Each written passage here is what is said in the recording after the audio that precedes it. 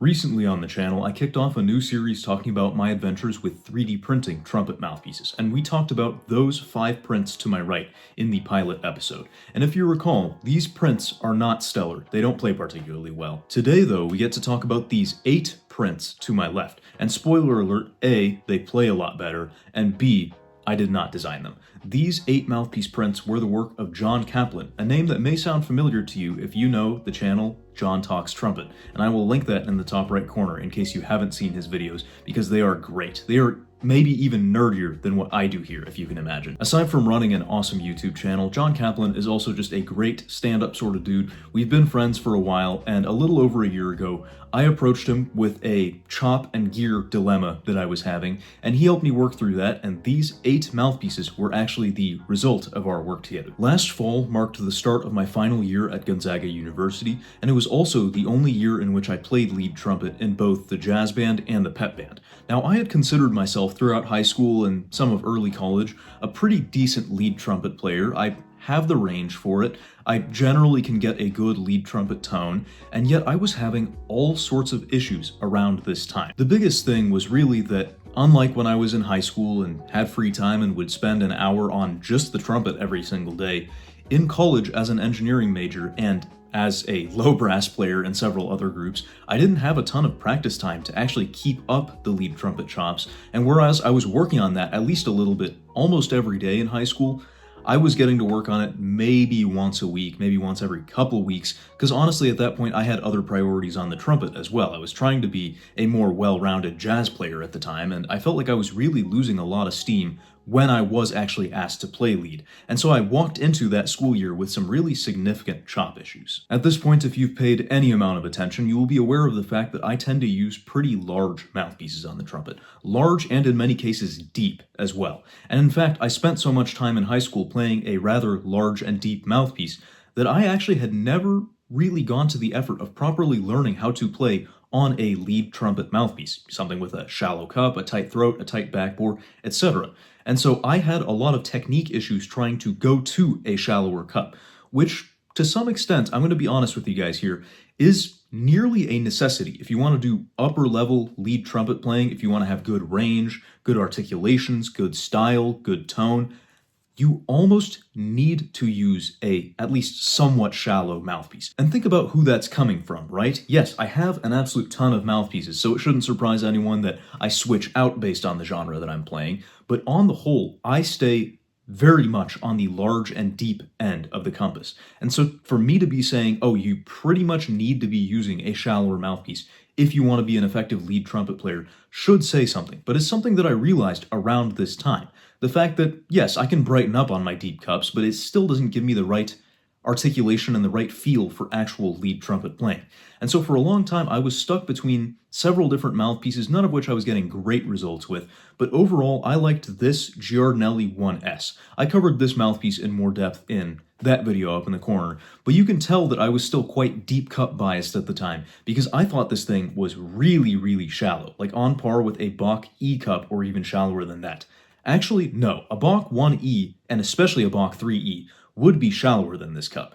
And this is an interesting mouthpiece for sure. It worked well for me at the time because I felt like I could put a lot of energy into it and it wouldn't back up on me, but that's for several reasons. First of all, the Giardinelli 1 diameter is truly huge. You can fit a lot of chop into that mouthpiece, for better or worse, and in a lot of cases, for worse. And then the cup itself is shallow, yes, but it's also very boxy. The sides come almost straight down to form a nearly flat bottom, unlike a lot of traditional lead trumpet cups which have some amount of sloping in going on, a little bit of a V shape, if you will. And this not quite being what many would consider a true lead mouthpiece was kind of why it worked for me. It was enough internal volume that I felt like I wasn't being constricted, and yet I just felt like that 1 diameter was a little bit too much.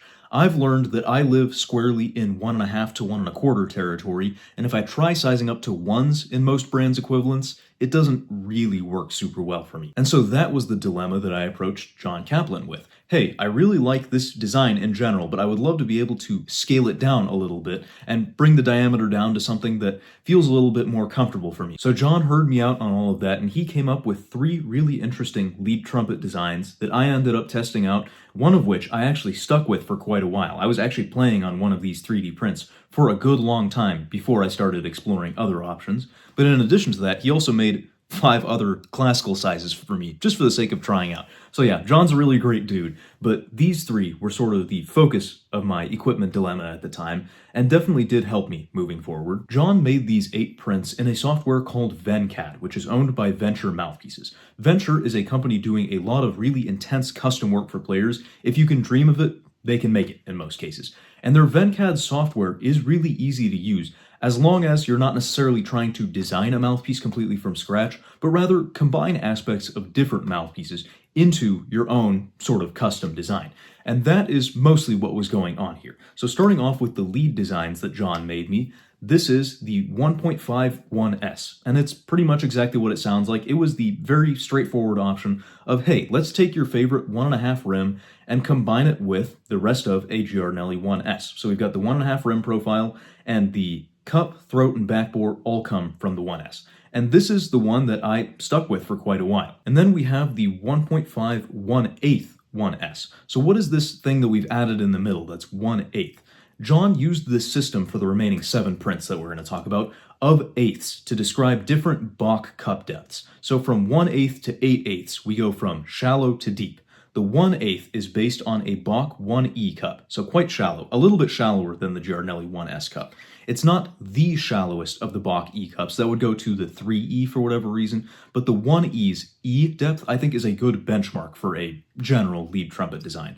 And that's what's going on here. We've got a Bach 1.5 rim, a Bach 1E cup, and the rest of it being more like a Giardinelli 1S, the standard 27 throat, and S backbore. And then the last of the 3 lead trumpet designs is a little bit more convoluted. We have a 1.5 1/8 0.143 49 0.386. Okay, let's take that one thing at a time. We've got the Bach 1.5 rim that all 8 of these designs have. We've got, once again, the 1/8 or Bach 1E depth and shape. And then we've got a 0.143 inch throat. A standard 27 throat that most trumpet mouthpieces have is 0.144 inches. So this is 1/1000th of an inch smaller than a 27. A 28 throat, which would be the next drill size down, is 0.140 of an inch. So this is a quarter of the way from the 27 to the 28, or what Jon would call a tight 27. The 49, I believe, refers to one of Jon's custom backbores, but it's just a little bit tighter than the standard Bach number 10 that comes stock with their C cups, so a middle-of-the-road type backbore. I think the fact that this is just slightly tighter than the Bach 10 would make it similar to something like a Warburton 6 or a Reeves number 2, which is their standard. And 3/8/6, I'll verify this, but I think that refers to this shank ending diameter, so that just kind of controls how far it inserts into the horn. And then we have these 5 more legit playing sizes here. These are all based on a similar set of parameters. They each have, again, that Bach 1.5 rim. They each have what Jon would call a tight 26 throat. The 26 is ordinarily 0.147 of an inch, and these are 0.146. And they all have a New York era Bach number 10 backbore. Don't know the differences between that and a modern one. In fact, I would assume that every single New York backbore was a little bit different since they were all very much handmade and things weren't as nailed down back then. And a 0.391 inch shank opening, so actually a little bit less insertion into the receiver. And the reason that there are 5 of them is the fact that we have every size in Jon's 8th system here from 4/8 to 8/8. So the 4/8 cup is based on the depth and shape of a Bach 1C. The 5/8 is a hybrid between the 1C and a 5B. The 5B is considered quite a benchmark B cup. And then the 6/8 is actually squarely a copy of the depth and shape of a 5B. Then the 7/8 is midway between a 5B and a 1. And notice I said 1 with no letter after that. So that's the deeper of the 1 rim cups offered. And then the 8/8 is squarely, again, the depth and shape of that Bach 1. I don't know what the 2/8 and 3/8 are. If I had to guess, 2/8 is probably a 3D or a 1D depth, and 3/8 is probably a 3C depth. Honestly, the 3C cup is so unique compared to any of the other C cups that it really would deserve its own size. And if you want to learn more about what on earth a 3C means, I suggest checking out that video in the top right corner. But essentially, we've got a range of orchestral sizes here, kind of spanning the difference between a 1C cup and a 1 cup, but all with my preferred 1.5 rim profile. Now, if I haven't lost you already, that's good, because we're finally about to get to some playing demos here. So we're going to cover the lead mouthpieces first and the legit mouthpieces next, and we'll go over some impressions of each. If you're not already wearing headphones or earbuds, I strongly suggest it at this point, as you'll probably need them to catch the nuances between these very slightly different designs.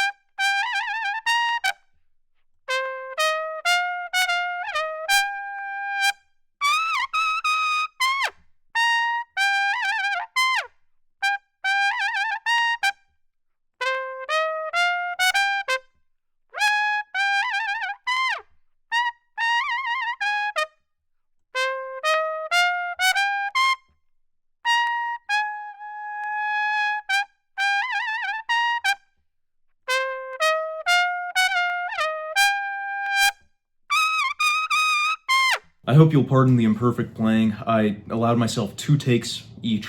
I kept the first one in most cases because it was just better. And in the actual tune, in between the shout chorus and when you have to pelt those high Fs that I tried to tack on at the end, you have 11 bars to kind of consider your life choices, and I obviously just tried to do one right after the other, so pardon that. But nonetheless, these 3 are all actually really strong designs and not too far off of what I'm using now. I'll stick in a clip of what I'm using now, which is this Marcinkiewicz E13 designed for Chuck Findley.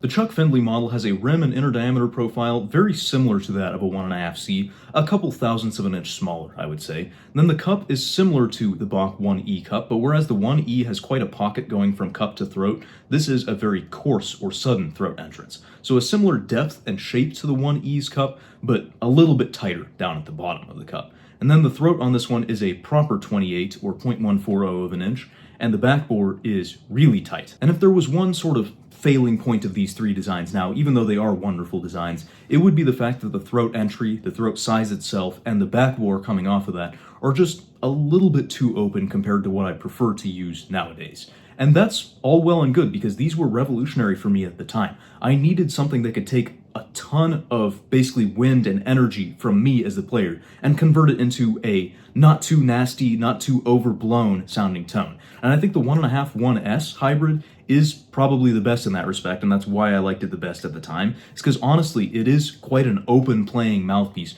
without needing to have that huge Giardinelli 1 diameter on it. But if you're doing a lot of really taxing playing, I would choose one of the 1/8 cups. I have to stress though, all 3 of these are really great designs. Jon made sure of that when he designed them. These are all designs that meld well with my face. They have that rim profile that I like. They're decently open and can take a lot from the player. And again, this really kickstarted my realization of what a lead trumpet mouthpiece could be. And even if it sent me on a crazy adventure where I bought and sold a bunch of mouthpieces and it took a long time before I ended up with this one, with which I'm really happy, these definitely gave me a sense of what I could look for that I hadn't really understood on as deep of a level beforehand. And I think now we'll pivot to the classical setups that Jon designed and we'll test and talk about those.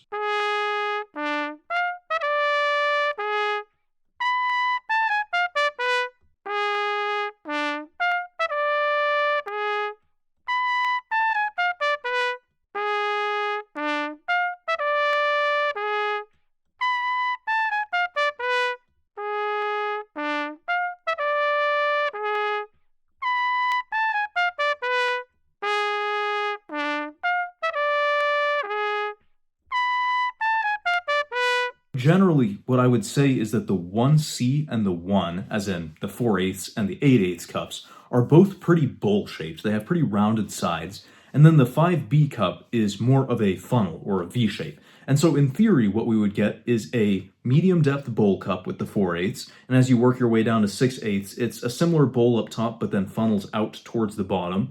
And then in theory, going from 6/8 to 8/8, you again round that funnel out.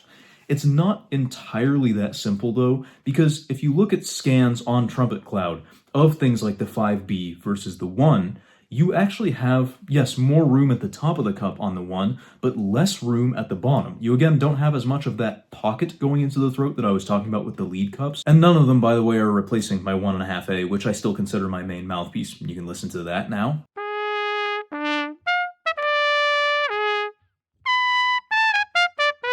And in general, why I think I like the sizes 6 through 8 is because they have a pretty generous bowl up top, and then varying shapes down on the bottom. Again, I don't know how literally we can take it, because in some ways the 5B is actually more open than the 1 down at the bottom of the cup. But in general, if I'm looking for sort of a straight ahead tone that stays a little bit more consistent through the dynamics, then I like something that tapers from a bowl into a funnel. And then if I'm looking for something that just has the biggest, fattest sound possible, and something that I can take from breathy at soft dynamics to really big and powerful at loud dynamics, then I would look for something more like the 7 or the 8 out of 8, which have a little bit more of a bowl shape throughout. Now, where none of these quite live up to my standards as far as classical mouthpieces go is, again, like we said with the lead mouthpieces, the throat and backbore profile. This 1.5A has a 26 throat, or 0.147, so 1,000th larger than the 146 of these mouthpieces, but more importantly, it has the number 24 symphonic taper backbore. The New York 10 backbore works okay, I think, for the mid-size depths, but I start to notice it not doing as well on the deeper end of things with the 7/8 and the 8/8. And even though I like the blow of the cup shapes for those mouthpieces, the backbore, and maybe the throat as well, are starting to be a little bit limiting. You would either want to expand the throat out to something like a 25 or maybe as far as a 24, or you would want to put a wider, more parabolic taper backbore on such cup depths, or a combination of both. Backbores are another thing where, again, I either go really tight or really open and don't actually tend to like the stuff in the middle. I know the Bach 10 backbore is really well designed. It has a nice little bit of parabolic taper up at the top, and then is not too open at the bottom so that you still get some center to the tone. And I think it does work really well with a wide variety of cups, and yet it's just not my particular blow, if you will. I actually, even on a C-depth mouthpiece, might prefer something like a symphonic 24 backbore, but especially as you go deeper or broader in cup shape, the bigger backbore becomes more and more necessary, as the bigger backbore, and especially if you add a bigger throat to it, allows you more leeway to correct the pitch without taking a ton of physical effort to bend the note into place. And so with designs like the 7/8 and 8/8 on a standard New York 10 backbore, you tend to get a little bit of nasal quality and a little bit of flattening in the upper register if you're not careful, whereas if these were on something like a Bach 24 or 25, or especially 87 or 117 backbore, we would definitely have a little bit of a freer blow, a little bit more color or shimmer to the sound despite the deeper cup, and a little bit of an easier time keeping the pitch up above the staff. And the color thing especially is contentious because generally people associate the larger backbore with a darker sound, and I would say for the most part that is true, but it does allow the sound to light up a bit when you play louder. And that's what you'll notice if you play a stock Bach 1E, is it has an insane amount of color and shimmer in the sound, partially because it comes stock with the 117 backbore, which by the way is huge and does not belong on any lead trumpet mouthpiece in existence. And with that all being done and dusted, I want to give one more huge thank you to Jon Kaplan from Jon Talks Trumpet. Make sure you check out his channel if you haven't already. There's lots of really fun stuff on there, and this was definitely a big undertaking on his part, so I'm really appreciative of the fact that he sent me these 8 prints to work with. Again, none of this is my current main setup, but all of this was really informative for me, especially the lead designs, in figuring out some of the nuances of my tastes. And I definitely needed to get deeper into the nuances with my lead setup, considering I had tried a few things that worked decently for me, but I was having chop issues and couldn't exactly nail down what it was that I wanted. This definitely helped me nail some things down, It got me to spend some more time with mouthpieces that I already had, but maybe had neglected as of recent and realized were better fits for me, and then again paved the way for further exploration. Since getting these prints, I've bought and sold a ton of mouthpieces, especially lead trumpet mouthpieces, but I think we've landed on something with the Marcinkiewicz Chuck Findley that really works for me, and I don't think I could have done it without these prints. We do have a few more installments of 3D printed adventures coming up on the channel, and we're actually going to showcase a couple of brands coming up that do 3D printed work and have sent me some of their stuff to review, and that is all going to be a lot of fun. But for now, we'll call it here on our adventures for today, if you will. Brother! Thank you so much for your time today. I hope you enjoyed this video. Make sure to leave a like and a comment on it if you did. And until next time, I'll see you on the flip side. Thanks for watching, everybody. If you want to support the creation of bigger and better content on the Samuel Plays Brass channel, have your name featured right here, and a whole host of other perks and benefits, then please consider pledging your support at patreon.com/SamuelPlaysBrass. For now, you can find more videos in the end screen cards to my left.